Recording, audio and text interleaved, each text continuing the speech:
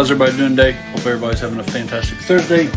Got the framing done for the project I've been working on with the wood obtained from Rustic Wood. Let's check her out. Okay, got the framing on. I still don't have these glued down yet. I got to do some corner tacking for the framing, but all in all, I think it looks absolutely amazing. I absolutely love this. It turned out really, really good. Really good. Yeah, definitely let me know what you guys think. And again, Rustic Wood, thank you very much for the wood. This project was a blast, and the wife is going to love it because it's got her grandfather's clock face incorporated into the project that we will be hanging this bad boy on the wall.